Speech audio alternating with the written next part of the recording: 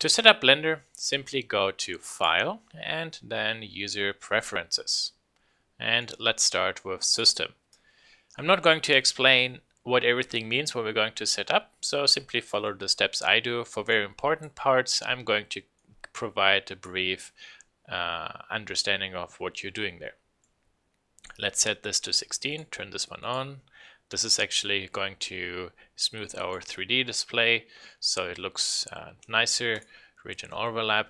If you're working on NVIDIA and you know what CUDA is, you can turn it on and select your cards or card. And if you're on AMD and you want to work with OpenCL, then there's the button for it.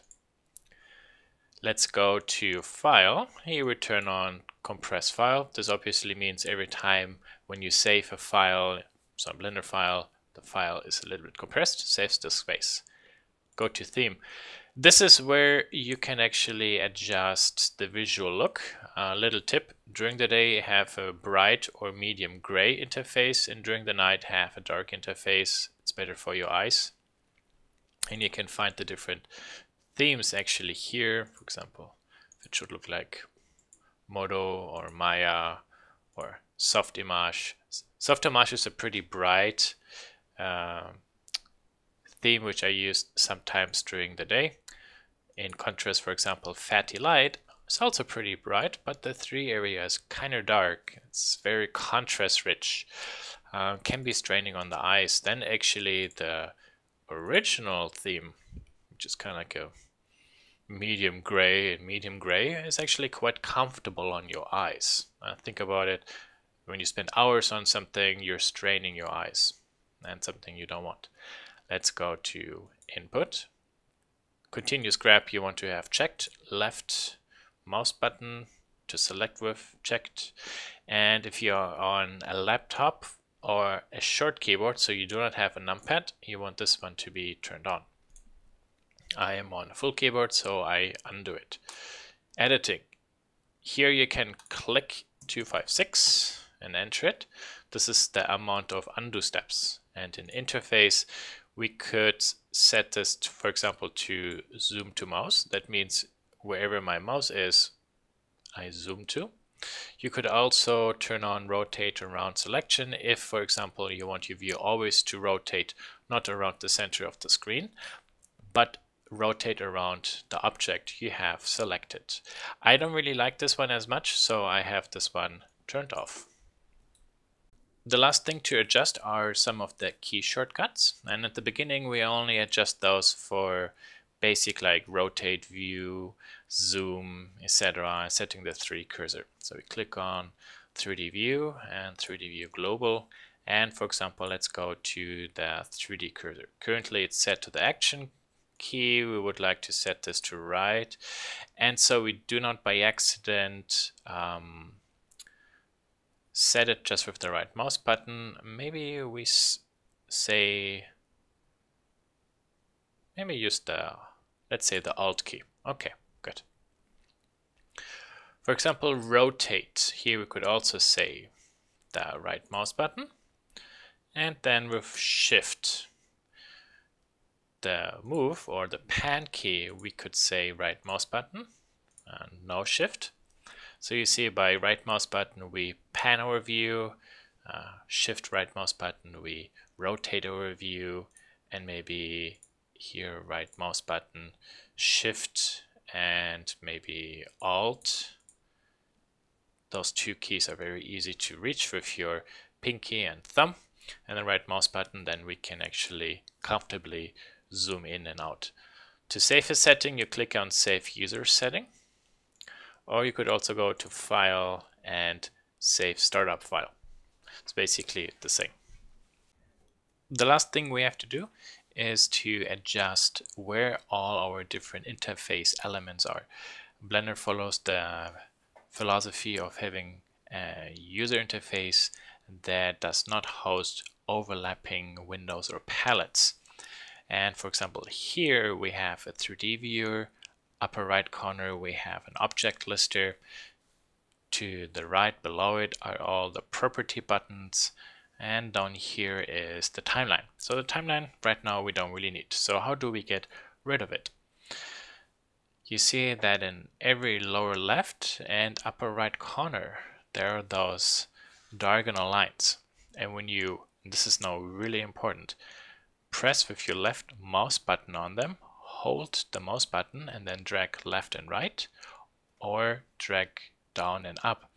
You can add or join new viewports. So for example, I go down to here, left mouse button, hold it, move the mouse a tick down, and you see immediately that there is a gray arrow. And if the gray arrow here in this case faces down, this means this 3D view will be joined with the timeline, so the timeline is gone. Or in this case, the timeline will occupy the space, for example, of that 3D view. Now I'm going to do this. And now you actually would like to have your 3D view in here, because the next thing that's very common across all the interface in Blender is that in every viewport you can load, let's say, a certain module into it.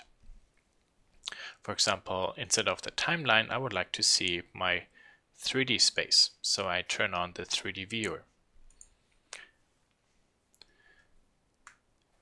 You can also adjust, for example, the position and the size, so height and width of those viewports. For example, here I'm going to left mouse button, click, drag this one up, join this together. And actually I would like to flip the order. So I would like to have my properties on the left and my 3D view on the right. So I could go 3D view to there, go to there, properties, and then move this one over. To do this quicker, you could also hold the control key and then hold the left mouse button, click and drag. You see it flips actually then the content of two viewports. Let's do a little bit more of viewport slicing, because there's one thing you have to understand. Left mouse button down, another viewport, left mouse button down, another and another, and maybe to the left and to the left, and maybe down. Okay, in the order you created viewports, you also can only remove the viewports. So I could, for example, join these two. I could also join those two. Whoops. There.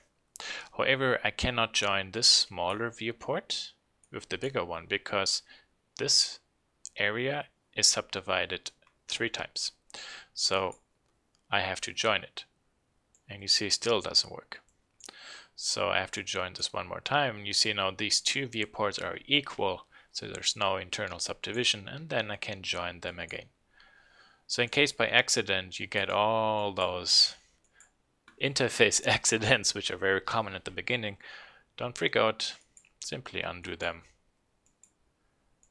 And you have to be really very gentle. Click, hold, and then just move your mouse a little bit. You don't have to go really very far.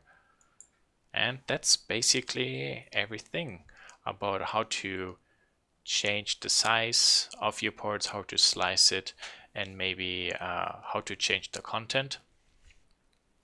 The last thing I maybe would propose to do, go down to here, right mouse button, click on flip top, because then it actually moved this to the top area. Most times our eyes are on this level, not down there, so this is actually visually faster to reach because all the menus are actually pulling down from the top. So this is actually a little bit more ergonomic.